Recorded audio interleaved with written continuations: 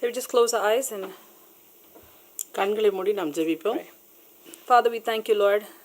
நேற்று முன்பு இந்த மாறாத எங்கள் அன்புள்ள பரமதகப்பனே, Thank you for your holy word. புது பரிசுத்த வேதாகம வார்த்தைகளுக்காக நாங்கள் நன்றி சொல்கிறோம் ஐயா. Lord, we pray that you break your word and feed us, O Lord. புது வார்த்தையை பிட்டு எங்களை நீர் போஷிக்க வேண்டுமாய் நாங்கள் ஜெபிக்கிறோம். Lord, we are hungry, Lord, for your word. உடைய வார்த்தைக்காக நாங்கள் தாகமுள்ளவர்களாய் நாங்கள் வந்திருக்கோம் ஆண்டவரே. Lord, we need your word. உமது வார்த்தை எங்களுக்கு தேவை ஆண்டவரே. We need your word to nourish us. எங்களுடைய ஆத்துமா புஷ்டி அடையத்தக்கதாக உமது வார்த்தை எங்களுக்கு வேண்டும் ஆண்டவரே. So we pray, Lord, that you will bless us tonight with your word. உமது வார்த்தையின் மூலமாக எங்களை நீர் நிறைக்க வேண்டுமாய் இந்த இரவிலே நாங்கள் ஜெபிக்கிறோம். One more time, Lord, whichever direction you want us to grow, whichever way you want to prune us, Jesus, we yield ourselves to your working. எந்த வழியிலே நாங்கள் நடக்க வேண்டும், இவைகளெல்லாம் நீர் பிடுங்கி போட வேண்டுமோ, கிளை நறுக்கி களை பிடுங்கி எங்களை சுத்தப்படுத்த வேண்டுமாய் நாங்கள் ஜெபிக்கிறோம். We commit ourselves into your hands. கர்த்தருடைய கரத்திலே நாங்கள் ஒப்பு கொடுக்கிறோம். In Jesus' name we pray. இயேசுவின் நாமத்தில் ஜெபிக்கிறோம் பிதாவே. Amen. Amen. As we all know that we are entering into a period where we all remember, or most of the people in the world remember, the birth of our Lord Jesus Christ. December மாதம் வந்தாலே உலகம் முழுவதிலும் இயேசு கிறிஸ்துனுடைய பிறப்பை குறித்து நாம் தியானிக்கிற மாதமாய் அது இருக்கிறது. And in a lot of churches, a lot of meetings, they read about the birth of Jesus Christ from the Gospels. எல்லா கூட்டங்களிலும் எல்லா சபைகளிலும் இயேசுனுடைய பிறப்பை குறித்து அவர்கள் அந்த நாட்களிலே விளங்கப்படுத்துவார்கள். So many people are very familiar with the story of the birth of Jesus. எல்லாருக்குமே இயேசு பிறந்த செய்தி தெரிந்திருக்கும். Some of us might have read, some of us might have heard. அநேக பேர் வேதாகமத்திலிருந்து அந்த பகுதியை படித்திருப்பார்கள். அநேகர் மற்றவர்கள் சொல்வதை கேள்விப்பட்டிருப்பார்கள். And some of us might have watched in Jesus video or movies. இயேசு பிறப்பினுடைய வீடியோலாம் பார்த்து அவர்கள் அதை அறிந்திருப்பார்கள். Regardless of what information we know or how much we know, we're going to read God's word again tonight. மற்றும் தொலைபேசியின் மூலமாகவோ அல்லது வானொலி மூலமாக நம்ம கேட்டிருந்தாலும் வேதத்திலிருந்து நம்ம படித்து அறிந்து கொள்வது நல்லது. So one more time we'll read it even if we know it. Just let's turn to Matthew chapter 1. மத்தேயு 1ஆம் அதிகாரம். Matthew chapter 1. மத்தேயு 1ஆம் அதிகாரம். And let's read from verse 18. 18ஆம் வசனத்திலிருந்து படிப்போம். Now the birth of Jesus Christ was on this wise. When as his mother Mary was espoused to Joseph, before they came together, she was found with child of the Holy Ghost. Then Joseph, her husband, being a just man, not willing to make her a public example, was minded to put her away privily. But while he thought on these things, behold, the angel of the Lord appeared unto him in a dream, saying, Joseph, thou son of David, fear not to take unto thee Mary thy wife, for that which is conceived in her is of the Holy Ghost. And she shall bring forth a son, and thou shalt call his name Jesus, for he shall save his people from their sins. Now all this was done, that it might be fulfilled, which was spoken of the Lord by the prophet, saying, Behold, a virgin shall be with child, and shall bring forth a son, and they shall call his name Emmanuel, which, being interpreted, is God with us. Then Joseph, being raised from sleep, did as the angel of the Lord had bidden him, and took unto him his wife, and he knew her not till she had brought forth her firstborn son, and he called his name Jesus. மத்தேயு 1ஆம் அதிகாரம் 18ஆம் வசனத்திலிருந்து கடைசி வசனம் வரை. இயேசு கிறிஸ்துனுடைய ஜனனத்தின் விவரமாவது, அவருடைய தாயாகிய மரியாள் யோசேப்புக்கு நியமிக்கப்பட்டிருக்கையில் அவர்கள் கூடி வரும் முன்னே அவள் பரிசுத்த ஆவியினாலே கர்ப்பவதியானாள் என்று காணப்பட்டது. அவள் புருஷனாகிய யோசேப்பு நீதிமானாய் இருந்து அவளை அவமானப்படுத்த மனதில்லாமல் இரகசியமாய் அவளை தள்ளிவிட யோசனையாயிருந்தான். அவன் இப்படி சிந்தித்து கொண்டிருக்கையில் கர்த்தருடைய தூதன் சொப்பனத்தில் அவனுக்கு காணப்பட்டு, தாவீதின் குமாரனாகிய யோசேப்பே, உன் மனைவியாகிய மரியாளை சேர்த்து கொள்ள ஐயப்படாதே. அவளிடத்தில் உற்பத்தியாயிருக்கிறது பரிசுத்த ஆவினால் உண்டானது. அவள் ஒரு குமாரனை பெறுவாள். அவருக்கு இயேசு என்று பெயரிடுவாயாக. ஏனெனில் அவர் தமது ஜனங்களின் பாவங்களை நீக்கி அவர்களை ரட்சிப்பார் என்றார். தீர்க்கதரிசியின் மூலமாய் கர்த்தராலே உரைக்கப்பட்டது நிறைவேறும்படி இதெல்லாம் நடந்தது. அவன், இதோ ஒரு கன்னிகை கர்ப்பவதியாகி ஒரு குமாரனை பெறுவாள். அவருக்கு இம்மானுவேல் என்று பெயரிடுவார்கள் என்று சொன்னான். இம்மானுவேல் என்பதற்கு தேவன் நம்மோடு இருக்கிறார் என்ற அர்த்தமாம். யோசேப்பு நித்திரை தெளிந்து எழுந்து கர்த்தருடைய தூதன் தனக்கு கட்டளையிட்டபடியே தன் மனைவியை சேர்த்து கொண்டு அவள் தன் முதற்பேரான குமாரனை பெருமளவும் அவளை அறியாதிருந்து அவருக்கு இயேசு என்று பெயரிட்டான். Amen. Amen. Now we see in Matthew chapter 1, when we read from verse 18 onwards, it primarily writes about Joseph. மத்தேயு 1:18 நம்ம படித்தது முக்கியமாக யோசேப்பை குறித்து அங்கே போடப்பட்டிருக்கிறது. We don't see the revelation that Mary got or how the angel came over here. தேவதூதன் மரியாளுக்கு சொன்னதெல்லாம் இதில் காணப்படவில்லை. We see about how God dealt with Joseph. எப்படி தேவன் யோசேப்போடு இடைப்பட்டார் என்பதை குறித்து நாம் பார்க்கிறோம். And we need to also remember that Matthew is the first book that God, in all his wisdom, put it as the first book of the New Testament. மத்தேயு சுவிசேஷம் என்பது புதிய ஏற்பாட்டிலே அது முதலாவது புத்தகமாக அமைந்துள்ளது. And God inserted the life of Joseph in Matthew chapter 1 for the whole world to read. உலகம் முழுவதில் இருக்க எல்லா மக்களும் மத்தேயு புத்தகத்தை வாசிக்கும் பொழுது யோசேப்பை குறித்து அறிந்து கொள்வார்கள். And a lot of times many of us miss something very important even though we read Matthew chapter 1. அநேக தடவை நாம் மத்தேயு சுவிசேஷத்தை அறிந்திருந்தாலும் சில நேரங்களில் சில காரியங்களை நாம் விட்டு விடுகிறோம். And that is something that we're going to focus on tonight. அந்த காரியத்தை குறித்து இன்று இரவு நாம் பார்க்க போகிறோம். Joseph was a righteous man. யோசேப்பு நீதிமானாய் இருந்தான். Now we've all heard messages on how Joseph was a righteous man. எப்படி நாம் யோசேப்பு நீதிமானாய் இருந்தான் என்று நம்ம பார்க்க போகிறோம். And sometimes if we don't know the Bible, some people can mistake this Joseph for the Old Testament Joseph also.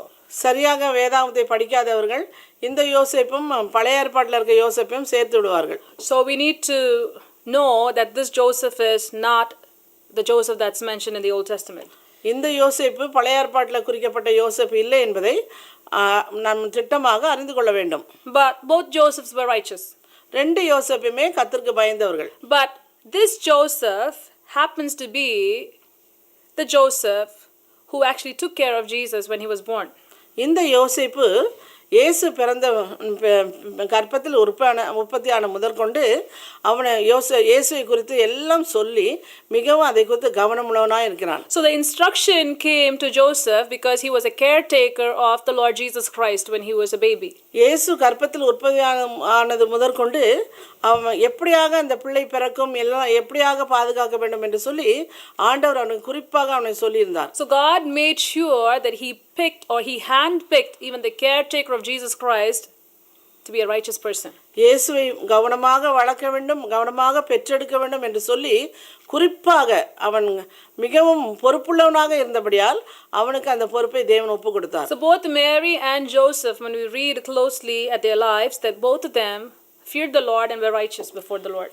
மரியாளும் யோசேப்பும் ரெண்டு பேருமே நாம் வேதத்தில் பார்க்கும் பொழுது ரெண்டு பேருமே கர்த்தருக்கு பயந்தவர்களாக வாழ்ந்தார்கள். Now Joseph, even though he was a righteous person, he was about to miss something very important in his life. யோசேப்பு நீதிமானாய் இருந்த போதும் அவனுடைய வாழ்க்கையிலே ஏதோ ஒரு காரியத்தை அவன் தவற விட்டவனாய் காணப்படுகிறான். Here he was going to be the caretaker or the earthly father for the Lord Jesus Christ. உலக பிரகாரமான தகப்பனாக யோசேப்பு இங்கே காணப்பட்டு இயேசுவை பெற்றெடுக்கிற விஷயத்தில் அவன் பொறுப்புள்ளவனாக காணப்படுகிறான். And he was given that responsibility or ordained by God even before he knew that. தேவனால் அவன் அதற்காக நியமிக்கப்பட்டவனாய் யோசேப்பு காணப்படுகிறான். But all of a sudden something happens. திடீரென்று ஒரு காரியம் நடக்கிறது. Joseph did not get this news. அந்த செய்தி யோசேப்புக்கு தெரியாது. Mary got the news even before she conceived that she's going to have God in her womb. ஆனால் மரியாளுக்கு தெரியும், தேவதூதன் ஏற்கனவே வந்து சொல்லி உன்னுடைய கர்ப்பத்தில் உற்பத்தியாக போகிறது எல்லாம் சொன்னதுனால மரியாளுக்கு தெரியும். ஆனால் இந்த சங்கதி யோசேப்புக்கு தெரியாது. So all of a sudden Joseph comes to hear this news. திடீரென்று யோசேப்புக்கு ஒரு செய்தி அறிவிக்கப்படுகிறது. That Mary is with the child. மரியாள் கர்ப்பத்திலே பிள்ளையோடு இருக்கிறாள் என்று அவளுக்கு தெரியப்படுகிறது. Now when you look at it on the outside, it looks like something is wrong with Mary. உலக பிரகாரமாக நாம் பார்க்க போனால் அது ஒரு தவறான காரியமாக தோன்றும். So now you see the evidence that she has a baby in her tummy. அவருடைய வயிற்றிலே பிள்ளை இருப்பதை தெரிகிறது. So when we know that, when Joseph knows that, in a human sense, something is wrong with her. Joseph humanly thinks, okay, I'm going to remove her from my life. உலக பிரகாரமாக அவன் அதை சிந்திக்கும் பொழுது அவன் அதை யோசித்து அவளை ரகசியமாய் தள்ளிவிட அவன் மனதாக யோசிக்கிறான். And what Joseph thought was not wrong. அவன் அப்படி நினைத்தது அது ஒன்றும் தவறல்ல. Because he was a righteous person. அவன் ஒரு நீதிமானாய் இருந்தான். And he deserves to have the best in his life. ஒரு உச்சிதமானது அவனுக்கு வேண்டும் என்று தேவன் அறிந்திருந்தார், தேவைப்பட்டது அவனுக்கு. So because he was righteous, he would have thought, okay, I need to marry somebody who is righteous also. நான் ஒரு நீதிமானாய் இருந்தனால் எனக்கு ஒரு நீதிமானாய் கர்த்தருக்கு பயந்த ஸ்திரீ வருவது எனக்கு அவன் விரும்பினது. I don't want somebody else coming into my life like this. மற்ற யாரும் வருவதை நான் விரும்பவில்லை.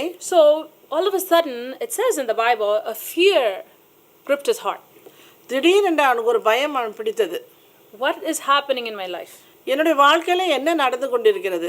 Everything looked nice, everything looked good until he got engaged to her. எனக்கு நிச்சயம் இந்த மகளை நிச்சயம் மனைவியை தெரிந்து கொடுக்கிற வரைக்கும் என்னுடைய வாழ்க்கையிலே எல்லாம் ஒழுங்குக்கிறமாய் நன்றாக நடந்து கொண்டே தான் இருந்தது. All of a sudden everything changes. திடீரென்று எல்லாம் மாறியது. That which looked happy became sorrowful.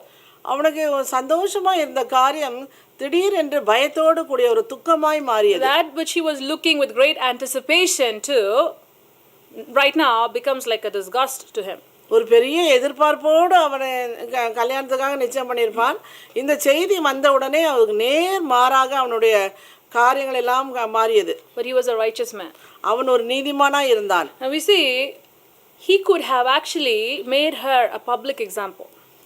அவனை ஒரு பொதுவான ஒரு உதாரணமாய் அவனை யோசித்திருக்கலாம். He could have actually gotten angry and he could have screamed and he could have just gone right to Mary's parents, made a big scene there. He could have said, I'm going to take her, just like how it says in the Old Testament, I'm going to drag her to the priest and I'm going to make her a public example so no other woman does this. அவன் யோசித்திருப்பான். இப்படியா? He could have done that. அப்படி அவன் செய்திருக்கலாம். இவன் நான் பரிசுத்த வாட்டியாக இருப்பாள் யோசித்தே இப்பொழுது அவள் கர்ப்பவதி ஆகிவிட்டாலே இப்படிப்பட்டவள் எனக்கு வந்து சேர்ந்திருக்காளேன்னு சொல்லி அவனும் அதிகமாக குழம்பி பழைய ஏற்பாட்டு காலத்திலே இந்த மாதிரி தவறி போகிற ஸ்திரீகளை வெளிக்கு கொண்டு வந்து மற்ற காரியம்லாம் செய்வார். அது மாதிரி நான் அவன் செய்ய அவனை யோசித்திருக்கலாம். He could have done that. அப்படி அவன் செய்திருக்கலாம். He had the right to do biblically actually. வேதாகமத்திலே பழைய ஏற்பாட்டில் இருக்கிறபடி அதை செய்திருக்கலாம் அவன். But you know what? அவன் என்ன செய்தான் தெரியுமா? He ministered grace in that area. அந்த இடத்துல அவனுக்கு கிருபை தேவைப்பட்டது. Even though he was fearful, he showed grace. அவனுக்கு ரொம்ப பயம், அந்த காரியத்துக்கு ஒரு திகிலும் பயம் இருந்தாலும் அவன் அந்த காலத்திலே ஒரு கிருபை நிறைந்தவனாய் காணப்படுகிறான். He's saying, okay, I'm not going to make her a public example. Maybe I'll put her away quietly. அவன் யோசிக்கிறான், இவனை நான் பொதுவாக எல்லாருக்கும் அம்பலப்படுத்தி இந்த காரியத்தை தெரிவிக்காமல் நான் ரகசியமாக இவளை தள்ளி விடுகிறேன் என்று அவன் சிந்திக்கிறான். Even though he could have been very bitter, angry and he could have been vengeful, he chose not to. அவன் மிகவும் கோபப்பட்டு வெறுக்கப்பட்டு இந்த மாதிரி இப்படி ஆகிவிட்டதேன்னு அவன் அந்த சூழ்நிலையில் தள்ளப்படும் போதும் he chose not to do that. அவன் அப்படியாக செய்ய அவன் அது கர்த்தருடைய கிருபையினாலே அவன் செய்யாமல் இருந்தான். Even though he lived before Jesus Christ came into this world, he knew how to show grace.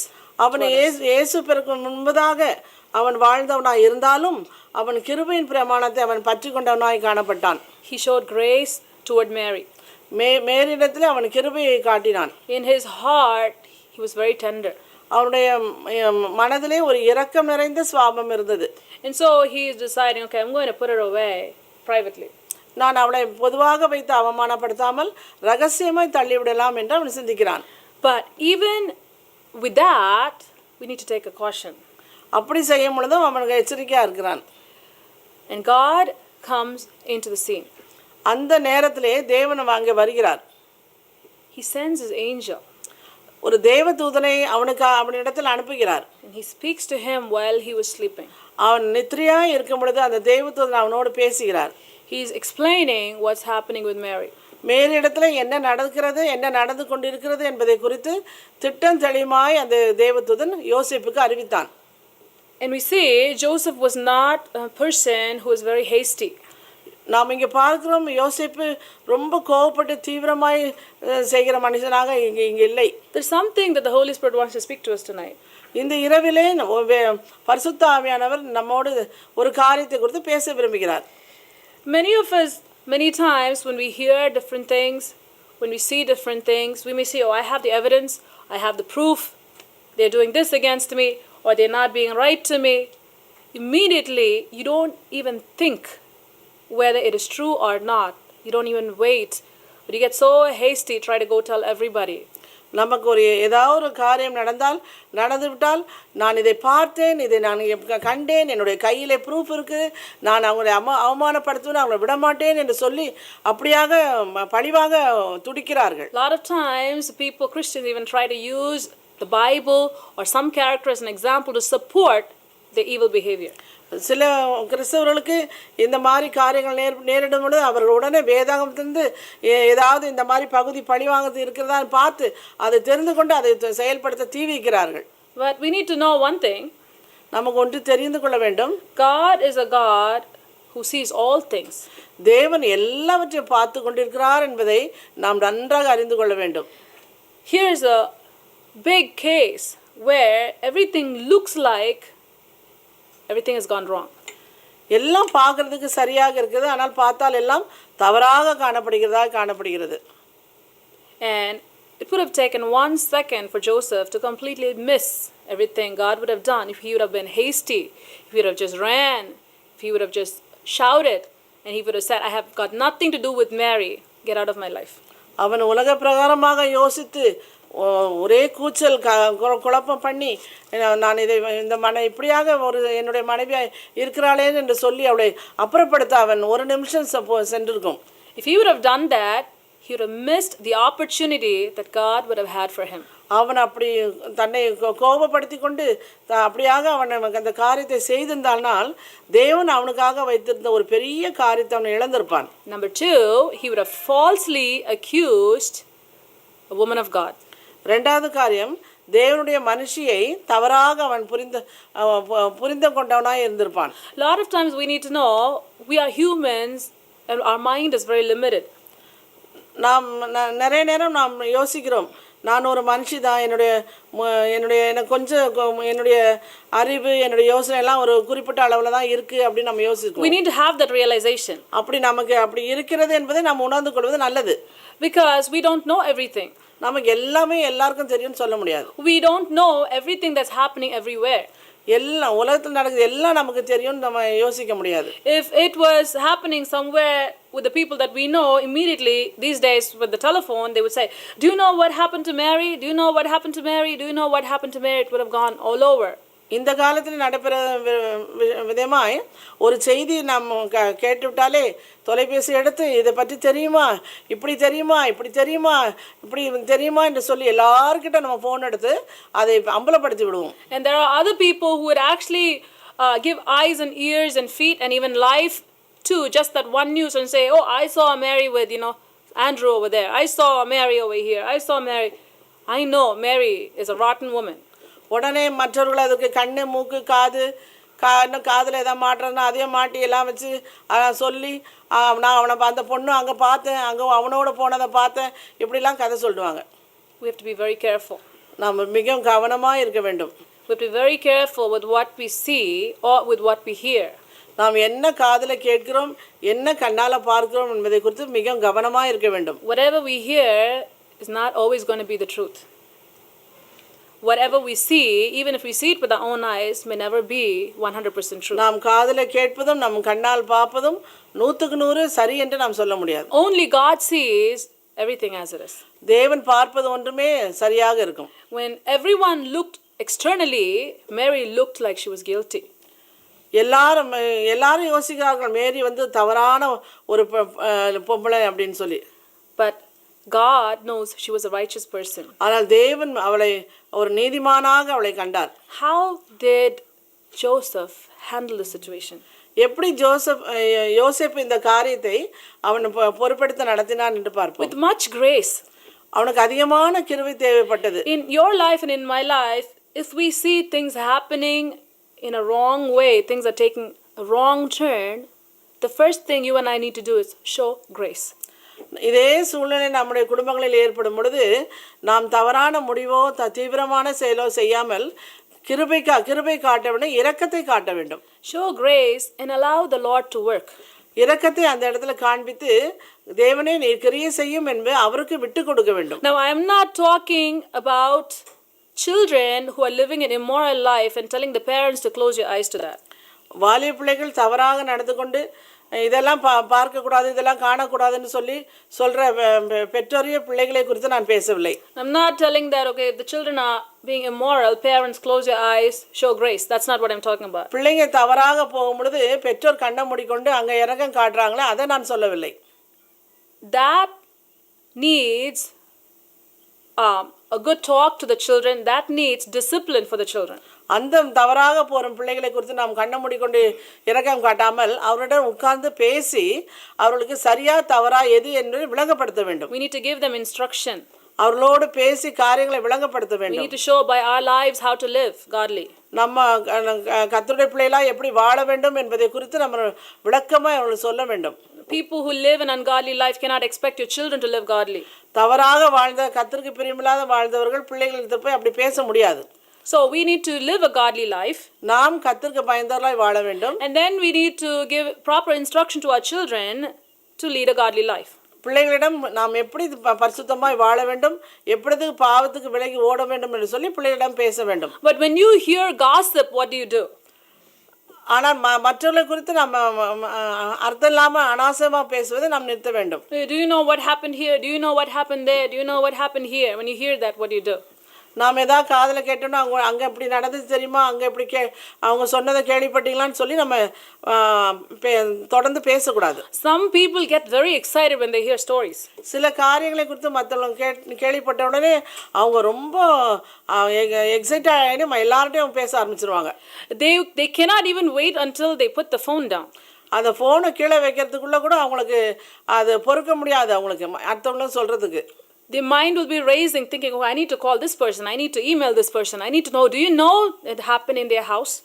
அது என்ன நடந்தது கூட நாம் அதை விளங்கி கொள்ளாமல் காதில் கேள்விப்பட்டதை உடனே ஃபோன் எடுத்து மற்றவங்களிடம் பேசுவதும் இமெயில் பண்ணுவதும் தீவிரிக்கிறதா இருக்கிறது. It will be accounted as sin to you if you do that. அப்படி தொடர்ந்து செய்வீர்களானால் அது தேவன் முன்பாக ஒரு பாவமாக காணப்படும். If the person you're talking about is a righteous person, God will hold that against you. தேவ நீதிமானாய் இருக்கிற கர்த்தருக்கு பயந்தவர்களை குறித்து மற்றவர்கள் சொல்வதை கேட்டு நீங்களும் கேவலப்படுத்தி பேசுகிறானால் கர்த்தர் முன்பாக கணக்கு ஒப்பிக்க வேண்டும். You need to know that you don't know everything, so be quiet about it. அதை குறித்து உங்களுக்கு ஒன்றும் தெரியாததனால் நீங்கள் அதை குறித்து பேசாமல் இருக்க வேண்டும். Even if you have the evidence in front of you, as Joseph had. யோசேப்புக்கு அவன் கையிலே அவனுக்கு கண்ணால மனைவியை பார்க்கிறான், காதால கேட்கிறான், எல்லாம் இருந்தும் Joseph kept quiet. அவன் அமைதியாக இருக்கிறான். And he was thinking in his mind to put her away privately. அவளை ரகசியமாய் தள்ளிவிட அவன் சிந்தித்துக் கொண்டிருக்கிறான். And that was a man that the Lord spoke to in the dream. அப்படிப்பட்ட மனிதனோடு தான் தேவன் சொப்பனத்திலே பேசினார். He gave room. He gave time. He would have prayed in his heart, God, I don't know what is happening. He was thinking, as he was thinking, he would have prayed. He was a righteous man, a man who feared the Lord. அவன் சிந்தித்து அவன் ஜெபிக்கிறான். ஆண்டவரே இது எப்படி நான் தீர்க்கிறது, இது என்ன காரியம் என்று அவன் ஜெபித்துக் கொண்டிருந்தான். Maybe I should put her privately. அவளை நான் ரகசியமா தள்ளி விடலாமா என்று கூட அவன் ஜெபித்திருப்பான். So that's what God's word says over here, that he was thinking in his mind. As he was thinking, அவன் அப்படியாக சிந்தித்துக் கொண்டிருக்கையில் the angel of the Lord speaks to him. கர்த்தருடைய தூதன் சொப்பனத்திலே அவனுக்கு காணப்பட்டான். So he probably would have thought when he was lying on his bed, what can I do about this? So confused and so fearful, thinking, praying, he would have just fell asleep. அவன் நித்திரையில் அவன் படுத்து கொண்டிருக்கும்போது படுக்கையில் அவன் சிந்தித்து கொண்டு என்ன பண்ணுவதுன்னு தெரியலையே, இதை இவ்வளோ ரகசியமாக தள்ளிவிடலாமா என்று அவன் சிந்தித்து கொண்டிருக்கிறான். And the word of the Lord came to him. கர்த்தருடைய தூதன் அவனுடைய சொப்பனத்திலே அவன் காணப்பட்டார். So even though it's just one point that God wants to drive home tonight, we need to know, we need to take that one point with us and digest it. ஒரு குறிப்பிட்ட காரியமாக இருந்தாலும் அதை நன்றாக விளங்கி கொண்டு அதை நம்ம ஆவிக்குரிய காரியத்தில் நம்ம அதை குறித்து வளர வேண்டும். Because this is a subject that's greatly ignored in many Christian churches. நிறைய சபைகளிலே இந்த காரியங்கள் மறைக்கப்பட்ட காலமாக இருக்கிறது. Gossip has become so big and it's a huge problem that Satan is using to divide God's people. மற்றவர்களை குறித்து நாம் தவறாக அவதூறாக பேசுவது கர்த்தருடைய பிள்ளைகள் மத்தியிலும் அதிகமாக காணப்படுகிறது. And Satan uses that. Satan wanted to use that to actually take the blessing of God from Joseph's life. அப்படியாக யோசேப்பின் வாழ்க்கையிலும் பிசாசு அதை பயன்படுத்தி கொண்டு அவனது ஆசீர்வாதத்தை எடுக்க அவன் காரணமாய் அவன் காணப்பட்டான். If you become hasty and talk bad about other people, remember, you will be the loser, not that person. இப்படியாக நாமும் மற்றவர்களை குறித்து அதிகமாய் பேசிக்கொண்டு நன்றாக கவனித்துக் கொள்ள வேண்டும். மற்றவர்களை குறித்து பேசுவதும் நமக்கு அறியாத மற்றவர்கள் சொன்னார்கள் சொல்லி இன்னும் மறுபடியும் மற்றவர்களை சொல்வதும் இதெல்லாம் கர்த்தருக்கு முன்பாக நாம் கணக்கொப்பிக்க வேண்டும். Now Mary was not the loser. ஆனால் மரியாளுக்கு எந்த இழப்பும் இல்லை. Mary received what God gave and she bore it for the Lord. தேவன் தனக்கு கொடுக்கப்பட்டதை அவர் பெற்றுக்கொண்டு அதை பெற்றுக்கொண்டு அவளாய் காணப்படுகிறாள். Joseph had a privilege from God to raise Jesus along with Mary. ஆனால் யோசேப்பு மேரியோடு சேர்ந்து அந்த பிள்ளையை வளர்க்குற விஷயத்திலே அந்த பிள்ளையை காப்பாற்றி பெற்றெடுக்கிற விஷயத்திலே அவன் பொறுப்புள்ளவனாய் காணப்படுகிறான். But Satan wanted to completely take Joseph out of that. ஆனால் பிசாசானவன் இதை பார்த்து அப்படியே இந்த காரியத்தை கலைத்து விட அவன் செயல்படுகிறான். He said, okay, I'm going to take the blessing that God has for Joseph from Joseph's life. யோசிப்புடைய வாழ்க்கையிலே தேவன் அவனுக்கு குறிப்பிட்டிருக்க அந்த ஆசீர்வாதத்தை நான் எடுத்துவிட போகிறேன் என்று வருகிறான். So same way in your life and in my life, Satan will come in different ways. Say, I'm going to take the blessing out of their life by causing them to get bitter against somebody, causing them to gossip about somebody. அதே போல்தான் நம்முடைய ஒவ்வொருடைய வாழ்க்கையிலும் இதே நாம் பிசாசு சில காரியங்களை வைத்து தேவன் நமக்கு வைத்திருக்க ஆசீர்வாதங்களை அவன் எடுத்துவிட அவன் செயல்படுகிறான். So when you talk bad about somebody or when you actually hurt somebody by your words, by repeating what somebody else says, or even actively engaging to bring somebody down, God sees that and it's going to affect you and not them. இதே போல் நாம் மற்றவர்களோடு பேசிக்கொண்டே இருந்தால் மற்றவர்களோடு பேசி அவர்களை கேவலப்படுத்துவது அவர்களை அவமானப்படுத்துவது அவர்களுக்கு தேவன் வைத்திருக்க ஆசீர்வாதங்களை பிசாசோடு சேர்ந்து கொண்டு அதை தடை பண்ணுவது இதெல்லாம் தேவன் பார்த்து கொண்டிருக்கிறார். உங்களுக்கு அந்த ஆசீர்வாதம் குறைந்துவிடும். And Joseph could have missed everything. Even though Joseph did not bring anything public, even doing it privately, he would have just missed the whole thing. அவன் அதை வெளியே கொண்டு வந்து அம்பலப்படுத்தாமல் ரகசியமாக தள்ளிவிட அவன் யோசனையாக இருந்தாலும் அவனுக்குன்னு வைத்திருந்த அந்த ஆசீர்வாதத்தை அவன் இழந்திருப்பான். So the Spirit of the Lord speaks to us tonight saying, wait on a matter. தேவன் சொல்கிறார், இந்த ஆவியானவர் சொல்கிறார், காத்திருங்கள்.